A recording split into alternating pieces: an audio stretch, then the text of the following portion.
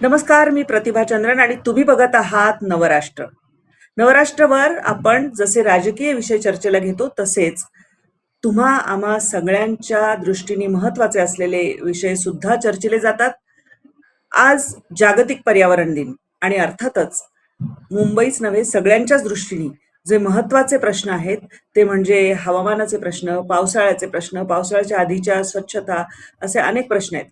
आणि एकंदर ज्या पद्धतीची कामं व्हायला हवीत माणसाचं जीवन सुकर होण्यासाठी, ती प्रशासनाने कागदावर कितीही दाखवली आणि 150 ते 200 कोटीचं बजेट, नंतर 100% कामं 31 मे पर्यंत पूर्ण होतील अशी सगळी जरी आश्वासनं दिली असली तरी सुद्धा 69% कामं फक्त पूर्ण झालेली आहेत. आणि पहिल्याच मान्सून पूर्व पावसामध्ये दाणादाण उडालेली आपण बघितली. सर, इतके वर्ष आपण बघतो आहोत की नेमेची येतो पावसाळा आणि नेमेची माणसांचं पण त्रास जो आहे तो काहीही केल्या कमी होत नाही. कुठं चुकतंय, काय चुकतंय? अगदी खरं आहे तुमचं. आणि यावेळी तर भारतीय जनता पक्षाला दुसरं कुठलंही कारण द्यायला काही जागाच नाही. याचं कारण जानेवारीमध्ये 227 पैकी तब्बल 116 जागा मिळवून एकनाथ शिंदे यांची शिवसेना आणि भारतीय जनता पक्षाची महायुती जी होती ती सत्तेवर आलेली आहे. 1978 नंतर पहिल्यांदा भारतीय जनता पक्षाचा महापौर बसलेला आहे. ही या महानगरपालिकेकडे पैसे नाहीत हे कोणी कोणालाही पटणार नाही. याचं कारण भारतातली सर्वात श्रीमंत कुठली महानगरपालिका असेल, 80,000 कोटीचं बजेट आहे. अर्थात यावेळेला 3,400 कोटीचा त्यांचा तुटीचा अर्थसंकल्प जरी आलेला असला तरी देखील ही महानगरपालिका एक श्रीमंत महानगरपालिका म्हणून गणली जाते. त्यामुळे आता त्याच्या प्राथमिकतेमध्ये जर नालेसफाई हा विषय नसेल तर काय बोलावं. दुसरी गोष्ट, एवढा वेळ हाताशी असताना जर 70% फक्त नालेसफाई झाली असेल आणि पुन्हा पावसाळ्यामध्ये मुंबईची तुंबई होणार असेल, नागरिकांचे हाल होणार असतील, कामावर गेल्यानंतर आपण घरी कधी पोहोचू हा प्रश्न जर त्यांच्यासमोर पडणार असेल तर मग जगातली चौथी अर्थव्यवस्था, सर्वात विकसित शहर या प्रकारच्या दाव्यांना नेमका काय अर्थ राहतो असा प्रश्न मुंबईकरांना पडणार आहे. त्यामुळे त्यांच्या ज्या विकासाचे सगळे जे घोषणा होत्या, म्हणजे भाजपच येणार, मुंबई घडवणार, किंवा मराठी माणूसच मुंबईचा महापौर, मुंबई आमचीच, या सगळ्याला जनतेने भरभरून मतदान केलेलं आहे. त्यामुळे आता त्यांना कोणतंही कारण देऊन चालणार नाही. सत्कार सोहळे करायचे दिवस केव्हाच संपले. सत्काराचा काय म्हणू आपण, ज्याला एक प्रकारे पाऊसच पडला असं म्हणलं तरी हरकत नाही. परंतु त्याच्या पलीकडे जाऊन आता गरज काय असेल तर ती नागरिकांच्या कामाची प्राथमिकता, आणि त्यातलं सर्वात महत्वाचं काम होतं ते म्हणजे आता पावसाळा जो येतोय त्याची तयारी पूर्ण करणं. आणि तुम्ही सांगला त्याप्रमाणे त्याच्यावर आता 70% फक्त नालेसफाई झालेली आहे. तुम्हाला सांगतो आता प्रश्न कुठकुठले आहेत. नालेसफाईच्या व्यतिरिक्त मलबा कचरा जो आहे तो कचरा, होय. त्याची विल्हेवाट याचा प्रश्न आहे. त्याच्यानंतर अंधेरीचा सबवे जो आहे, वर्षानुवर्ष आम्ही पाहतो की तिकडे पाणी साचतं, तो एक प्रश्न आहे. महानगरपालिकेतलं करप्शन, भ्रष्टाचार हा एक प्रश्न आहे. प्रदूषण हा एक प्रश्न आहे. डम्पिंग यार्ड, त्याच्यामध्ये जो मिथेन गॅस बाहेर पडतो त्यावरचा प्रश्न आहे. कांदळवन दिवसेंदिवस कमी होत चाललंय आणि कांदळवनाच्या मुळाशी एक प्लॅस्टिकचा थर जमा झाल्यागत गोष्टी तिकडे जमा झाल्यात. त्यामुळे कांदळवन सफोकेट होतंय. आणि दुसरी गोष्ट, मुंबईचं तापमान प्रचंडरित्या वाढतंय. सिवेज ट्रीटमेंट प्लांट न करता 50% पाणी सोडलं जात आहे. आज पर्यावरणाच्या दिवशी आपण याविषयी नाही बोलणार तर मग कोणत्या दिवशी बोलणार? अगदी बरोबर आहे. सर, एक जी आकडेवारी आहे तशी ती जी सांगितली गेलेली आहे की 8.41 मेट्रिक टन एवढा गाळ काढण्यात आल्याचा दावा केला जातोय. अर्थात ही सगळी कामं 70%मध्येच बसतात, म्हणजे 30% आणखी किती गाळ शिल्लक आहे हे आपल्याला कळू शकतं. 500 पेक्षा जास्त हाय स्पीड पंप बसवण्यात येतील की जिथे पाणी तुंबतं. खास करून तो हिंदमाता, तो जो सगळा भाग आहे मिलन सबवेचा आणि हिंदमाता परळ वगैरे, त्या भागामध्ये जे पाणी तुंबतं ते. आणि याशिवाय मायक्रो टनेलिंग करण्याचा पण त्यांचं जे होतं, या सगळ्या योजना कागदावर उत्तम होत्या. काही कामं झाली आहेत पण बरीचशी बाकी आहेत कामं. आणि त्यामुळे आपण मुंबईचा जर विचार केला तर यावेळी पुन्हा पावसाळ्यामध्ये जे अपेक्षित असतं ते होईल असं दिसत नाही. आणि पहिल्या पावसाची झलकच दिसलेली होती. तुम्ही स्वतःच त्या दिवशी सर बोललेला होता की पहिल्या पावसात दाणादाण उडालेली आहे परत एकदा. तुम्ही एक लक्षात घ्या, रस्ते सिमेंट कॉन्क्रीटचे होणार असा दावा केला होता आणि तो आज इतकी वर्ष झाली तरी ते काम 80% आलेलं आहे. अर्थात जे रस्ते सिमेंटचे नाही टारचे आहेत, ते इतक्या मोठ्या प्रमाणात त्यांना खड्डे का पडायला पाहिजेत हा देखील एक प्रश्न आहे. परंतु तरी देखील सिमेंटच्या खड्ड्याचं काम करणं म्हणजे काही मंगळावरची माती आणणं आहे का? नालेसफाई साफ करणे आणि कचऱ्याची विल्हेवाट लावणे हे मंगळावरची माती किंवा चंद्रावरची माती किंवा असं काय आणण्यासारखं आहे का की जे इतकं डिफिकल्ट आहे. आणि जे मंगळावर यान उतरवू शकतात, जे चंद्रावर यान उतरवू शकतात, त्यांना मुंबईचा कचरा काढता येत नाही का? तर याच्या मागे जो आहे तो म्हणजे इथला भ्रष्टाचार आहे असं माझं मत आहे. आणि तो भ्रष्टाचार या मुंबईला पूर्णपणे आक्रसून टाकतोय. तेच अधिकारी आहेत, तेच कंत्राटदार आहेत, तेच नावं बदलून येतात. ब्लॅकलिस्ट झाल्यानंतर तेच आपल्या मामा भाच्या पुतण्या यांच्या नावाने कंपन्या काढतात आणि तेच अधिकारी इकडून तिकडे पाठवले जातात, तिकडे ते भ्रष्टाचार करतात, पुन्हा तिकडून तिकडे जातात. हे असंच सगळं चालू आहे. त्यामुळे खऱ्या अर्थाने गतिमान प्रशासन आणि काय स्वच्छ प्रशासन याच्यापासून मुंबईकर वंचित राहिलेला आहे मला वाटतं. सारा डम्पिंग यार्डचा तुम्हाला प्रश्न सांगतो. डम्पिंग यार्ड हायकोर्टाच्या माननीय न्यायाधीशांनी तिकडे व्हिजिट केल्यानंतर त्यांना हादरा बसला. इतका प्रचंड मोठ्या प्रमाणात तिथे मिथेन गॅस पसरलेला आहे. तिथे जे कन्नमवार नगर आहे तिथून एक जनहित याचिका दाखल करण्यात आली होती. त्या संदर्भामध्ये ती त्यांची व्हिजिट होती. आज त्याच्या जवळून 3 किलोमीटरवरनं जाताना तुम्हाला नाक बंद करून जावं लागतं अशी परिस्थिती आहे. 10-10 किलोमीटर दूरपर्यंत पावसाळ्यामध्ये त्या घाणीचा वास येतो. जगभरात सर्वत्र कचरा जो आहे त्या कचऱ्याला संपत्ती म्हणून समजलं जातं. वेस्ट इज वेल्थ असं म्हटलं जातं. परंतु आपल्याकडे त्या वेस्टेज पासून काही निर्माण करता येईल. मग तो ज्वलनशील वायू निर्माण करता येईल, त्या मिथेनचा उपयोग कशासाठी करता येईल, त्याच्यानंतर त्यातून काही खत निर्मिती प्रकल्प मोठ्या प्रमाणात निर्माण करता येईल. त्याकरता नागरिकांना एज्युकेट करायला पाहिजे. ते म्हणजे ओला कचरा आणि सुका कचरा वेगवेगळा द्यायचा. परंतु ते अजूनपर्यंत काही दिलेलं नाही. जगातल्या टॉप 10 मिथेन स्पॉट्स, मिथेन गॅसचे सर्वात मोठा स्पॉट डेंजरस कुठला असेल तर तो आता कांजूरचं डम्पिंग यार्ड आहे ना तिकडे आहे. आणि हे सगळं आमच्या डोळ्यासमोर घडतंय. हे किती वर्ष आम्ही बघणार आहोत? आमचा देश सर्वोत्तम, आमचे प्रशासन सर्वोत्तम, आमचे एक्सपोर्ट एवढे, मुंबई आर्थिक राजधानी हे एकीकडे, परंतु प्रोजेक्ट मात्र डिले होतात.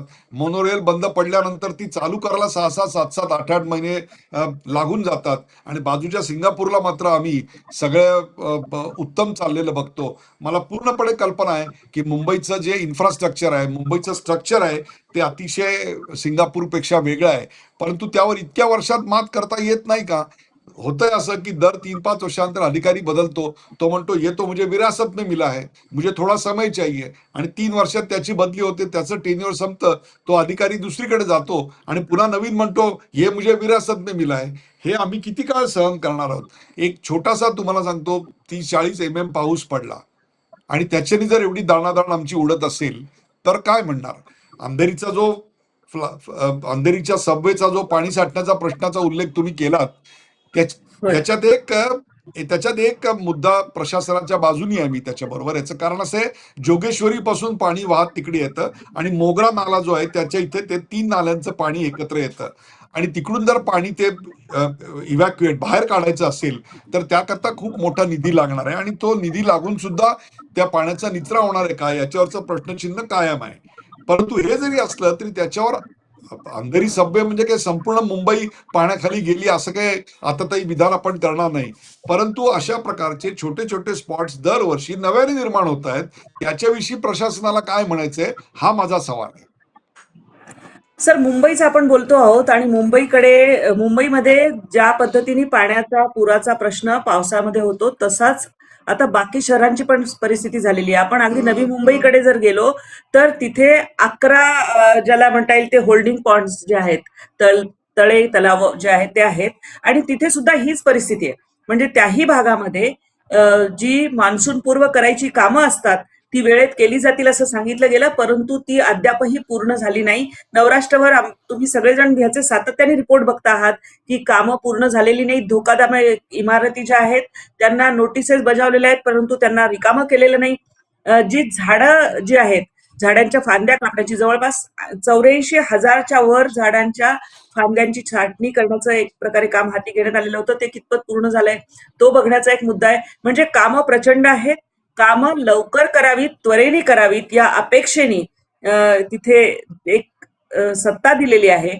आणि या परिस्थितीमध्ये, या वेळेमध्ये ही जर कामं झाली नसतील तर प्रशासनाला आणि लोकप्रतिनिधींना उत्तर द्यायला लागणार आहे याचं.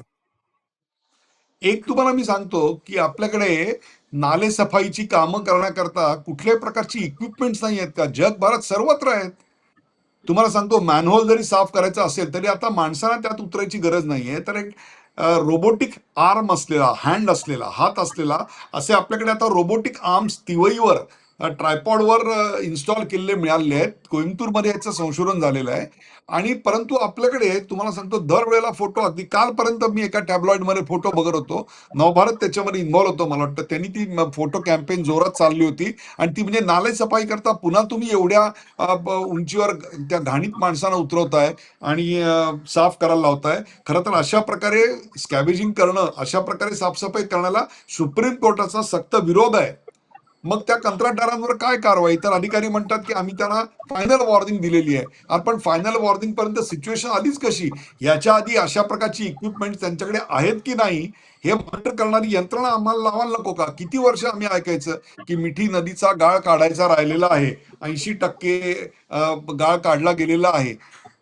11 जूनला पाऊस, नशिबाने आता 3-4 दिवस पाऊस पुढे गेलेला आहे. 11 जून ला पाऊस येणार आहे. आता 80% गाळ काढला जाणं अपेक्षित आहे. 10% मान्सूनच्या काळात आणि 10% मान्सून नंतर गाळ काढला जाणार आहेत. मग आतापर्यंतची मिठी नदीच्या बद्दलची सगळी नियोजनं का फसली? अशाच प्रकारची शहरातून जाणारी टेम्स नदी आम्हाला स्वच्छ दिसते. आम्हाला अशाच प्रकारे शहरांमधनं जाणारी डॅन्यूब नदी आम्हाला स्वच्छ दिसते. मग आमची मिठी नदी आम्हाला तशी का बरं दिसत नाही? मग त्याला कारणं जी अनेक असतील की त्याच्या किनाऱ्यावर जे सगळे अवैध व्यवसाय आहेत, त्या अवैध व्यवसायांचं घाण पाणी त्याच्यात जातं. त्याच्यावर कारवाई व्हायला आम्ही किती वर्ष वाट पाहणार आहोत? आज मुंबईमध्ये कन्स्ट्रक्शन ऍक्टिव्हिटी खूप मोठ्या जोरात सुरू आहे.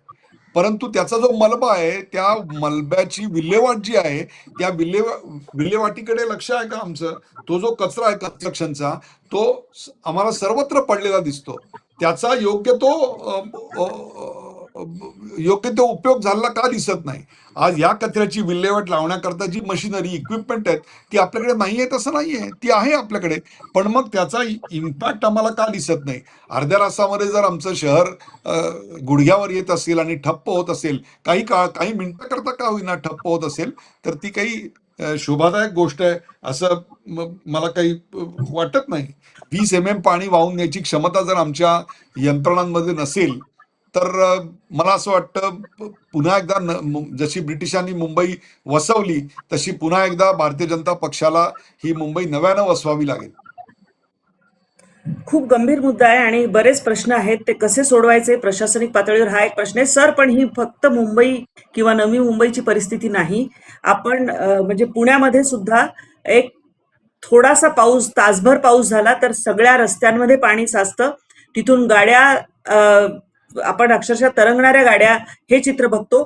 अशीच परिस्थिती नाशिकमध्ये, अशीच परिस्थिती नागपूरमध्ये. म्हणजे कुठलंही मेट्रो शहर घ्या, नियोजनामध्ये प्रचंड मोठी काहीतरी गडबड आहे, गोंधळ अहो आहे तेवढं सोडा, आणि तुम्हाला व्यवस्थित सांगतो काम केलं साधं, जात नाही. प्रतिभाजी तुम्हाला थोडं थांबवून एक साधा मुद्दा येतो. पावसाळ्याच्या आधी वाढलेली झाडं, अस्ताव्यस्त वाढलेली झाडं की जी पडू शकतात, ज्याच्यातनं नागरिक मरू शकतात. आता सांताक्रूज का खारमध्ये एका रिक्षावर मला वाटतं एक झाड पडलं आणि एका घरातल्या 2-3 मुलींचं त्याच्यामध्ये निधन झालेलं आहे. आता तुम्ही मला सांगा, ही एक प्रकारे हत्या म्हटली पाहिजे प्रशासनाची. आज झाडाचं कटिंग किती काढलं? मी या कार्यक्रमाच्या येण्या अगोदर मुद्दामून त्याची चौकशी केली. 70% झाडं कटिंग झालंय. अरे झाडं होय. कापणं हे म्हणजे काही मंगळावर यान देणं इतकं कठीण आहे का मला सांगा? मग हे काम 100% पूर्ण का झालं नाही? नागरिकांची आता ही अपेक्षा आहे आणि ती अपेक्षा अवाजवी आहे असं आपल्याला मुळीच म्हणता येणार नाही. प्रत्येक गोष्टीत 70% अचिव्हमेंट, 80% अचिव्हमेंट, आणि पुन्हा प्रत्यक्षात जर तुम्ही बघायला गेलात तर एकही नाला गाळा व्यतिरिक्त तुम्हाला दिसत नाही. हे कशाचं लक्षण आहे? हे इथल्या भ्रष्टाचाराचं लक्षण आहे. सर्वच अधिकारी भ्रष्टाचारी आहेत, सर्वच कंत्राटदार असे आहेत असं मला म्हणायचं नाही, परंतु बहुतांशी तसे आहेत. ही वस्तुस्थिती आज खेदानं होय अशी म्हणावी लागेल. अगदी बरोबर आहे. आणि या विरोधामध्ये आपण जाऊन सातत्याने त्याचे ग्राउंड रिपोर्ट्स आमचे सगळे वार्ताहर जे आहेत वेगवेगळ्या भागातले ते दाखवत आहेत. एक आणखी महत्वाचा मुद्दा की आपण जर राज्याचा विचार केला तर 24,500 टन एवढा कचरा दररोज निर्माण होतो. आणि त्यासाठी सर एक धोरण आणलेलं आहे. तुम्ही एक महत्वाचा मुद्दा मांडलात की या कचऱ्याची विल्हेवाट लावायची कशी. तर CBG म्हणजे कॉम्प्रेस बायोगॅस याचं 2026 हे धोरण आणलेलं आहे आणि यावरून बायोगॅस तयार करावा. परंतु ते अंमलात कधी येईल, ते याच्यात कधी होईल आणि तोपर्यंत आपण काय म्हणजे काय परिस्थिती, ह्या सगळ्या गोष्टी याच्यात ज्या आहेत. याच्यात नागरिकांची बोला पण जबाबदारी आहे. तुम्हाला मी सांगतो, नागरिकांनी सुद्धा यापुढे मोठ्या मोठ्या सोसायट्यांनी आपल्या इथला ऑर्गॅनिक कचरा जो आहे तो ऑर्गॅनिक कचऱ्याची विल्हेवाट आपल्या आवारातच लावली पाहिजे. याच्या पुढे हे कचरा आम्ही घेऊन जाऊ आणि त्याची विल्हेवाट लावू, हे सरकारला परवडणारं नाही. याचं कारण आता जर कांजूरचं डम्पिंग यार्ड, पूर्वी देवनारचं डम्पिंग यार्ड होतं, ते देवनारचं डम्पिंग यार्ड आता फक्त 5 ते 10% वापरलं जातं. 90% कचरा हा कांजूर मागच्या डम्पिंग यार्डमध्ये येतो. त्याची क्षमता संपत आलेली आहे. जेव्हा हायकोर्टामध्ये याविषयीची याचिका आली तेव्हा महानगरपालिकेने स्पष्टपणे सांगितलं की आमच्याकडे आता पर्यायी व्यवस्था ताबडतोब हा बंद करून चालू करण्यासारखी परिस्थिती नाहीये. आणि जे डम्पिंग यार्ड मिळेल ते तुम्हाला सांगतो 70 ते 80 किलोमीटर दूर असेल. आज तुम्ही विचार करा, तुमच्या घरातनं जर तुम्ही एका दिवसाला 1 किलो कचरा देणार असाल तर 1 किलो कचऱ्याचं कुरिअर हे 70 किलोमीटर न्यायचा खर्च किती असतो याचा विचार करा. मग जर तो खर्च महानगरपालिकेने करायचा असेल तर तुमच्यावरचे टॅक्सेस किती वाढतील. यापेक्षा सोसायट्यांनी एकत्र येऊन आपल्या इथे आपापली छोटीशी एक ऑर्गॅनिक पीट तयार करून तिथे त्याचा खत निर्मिती प्रकल्प करणं हीच आता काळाची गरज आहे. यापुढे तुम्हाला लागणारी वीज 100% सरकार देईल, तुम्हाला लागणारं पाणी 100% सरकार देईल, तुम्हाला लागणाऱ्या तुम्ही टाकणाऱ्या कचऱ्याची विल्हेवाट 100% सरकार टाकेल. ही सगळी जबाबदारी सरकारवर टाकता येणार नाहीये. जरी सरकार आत्ता मुंबई महानगरपालिकेचं प्रशासन 100% याच्यात यशस्वी झालेलं आहे असं म्हणता येणार नसलं तरी देखील नागरिकांची जबाबदारी या निमित्ताने कमी होत नाहीये. अगदी बरोबर आहे. कारण नागरिकांची जबाबदारी सुद्धा महत्वाची आहे, त्यांचा सहभाग महत्वाचा आहे. तुम्ही जो मुद्दा मांडलात सर, अगदी माझ्या सोसायटीपासून जर उदाहरण घेतलं तर ओला कचरा सुका कचरा वेगळा द्यावा आणि ओल्या कचऱ्याचा पासून खत निर्मिती जी आहे, नैसर्गिक खत निर्मिती, ती आपापल्या ठिकाणी करावी यासाठी पिट्स खोदल्या गेल्या, परंतु त्याची अंमलबजावणी पुढे होत नाही. ते काही काळ एक शोभेची गोष्ट म्हणून केलं जातं, परंतु ज्या गांभीर्यानं यावर विचार व्हायला हवा तो होत नाही. पाण्याचं व्यवस्थापन सोसायट्यांमधून व्यवस्थित होत नाही. आपण याबद्दल बोलतो, कचऱ्याबद्दल बोलतो आहोत प्रत्येक होय. पावसाळ्यामध्ये मला एक आठवण होते की हा जो कचरा वाहून जातो ना तो मॅनहोल मध्ये अडकतो आणि मग कोणीतरी पुराचं पाणी पसरलेलं असतं आणि मॅनहोल उघडतं आणि त्याच्यामध्ये आमचा एखादा दीपक अमरापूरकर सारखा एक अतिशय निष्णात डॉक्टर त्यातून वाहून जातो, त्याचा मृत्यू पडतो. ही एक सामाजिक हत्या आहे तुम्हाला मी सांगतो. आणि त्याहीपेक्षा सुद्धा ही एक फार मोठी सामाजिक हानी आहे. त्यामुळे अशा प्रकारे मॅन्युअल कोणी उघडणार नाही, तरी उघडली तरी त्यात माणसं पडून मरणार नाहीत. ही जबाबदारी प्रशासनाची आहे आणि प्रशासनाला आणि त्या वॉर्ड अधिकाऱ्याला यापुढे अशा गोष्टींकरता जबाबदार धरलं जायला पाहिजे. यावेळी जसा पावसाळ्यामध्ये पाणी तुंबण्याचा प्रश्न येणार आहे, दुष्काळाबद्दल आपण बोललो आहोत, फक्त रेन वॉटर हार्वेस्टिंग हा जो मुद्दा आहे हा सुद्धा यावेळी जर गांभीर्याने घेतला नाही आणि त्याचं नियोजन केलं नाही तर जो त्रास आपल्याला येत्या 1 ते 2 वर्षामध्ये म्हणजे पाण्याच्या बद्दल होणार आहे, दुष्काळाचा होणार आहे, तो सुद्धा खूप तीव्र आहे. या दृष्टीने सगळ्याच ठिकाणी पावलं उचलणं आणि यामध्ये जनसहभाग जो आहे तो महत्वाचा आहे. आता रूफटॉपवर सोलार सिस्टीम बसवून त्या विजेचं आपलीच वीज आपण निर्माण करणे. मी गुजरातमध्ये सर गेले होते आणि गुजरातमध्ये म्हणजे थोडा वेगळा होईल, परंतु तो सांगणं गरजेचं यासाठी आहे की गुजरातमध्ये मुफ्त बिजली हे मॉडेल केजरीवालांचं चाललं नाही. कारण एक मोलकरीण आहे, ती मला म्हणाली की काहे को फुकट दे रहा है, किसको चाहिए, मेरे छत पे मैं खुद की बिजली बनाती हूँ और ग्रिड को बेचती हूँ. म्हणजे ही परिस्थिती महाराष्ट्राला सुद्धा गांभीर्याने विचार करायला लागणार आहे की हे जर आपण भविष्यामध्ये पावलंही उचलली नाहीत तर हे सर कुठली कुठली टप्पेवार आणि नियोजनबद्ध कामं व्हायला हवी होती जी झाली नाहीयेत? मला असं वाटतं अगदी साधं झाडं कापण्यापासून ते नाली सफाईपासून ते कॉन्क्रीट रस्त्याचं करण्यापासून ते नवीन डम्पिंग यार्ड शोधण्यापर्यंत प्रत्येक गोष्टीत आपण 80-90-70% पोहोचतोय आणि ते उरलेले 10-20% तुमच्या 80%वर पाणी फेरतात अशी परिस्थिती आता निर्माण झाली आहे. त्यामुळे यापुढे 100% हा एकच पर्याय आपल्याकडे उपलब्ध आहे हे लक्षात घेतलं पाहिजे. Anything which government wants to do has to be 100%.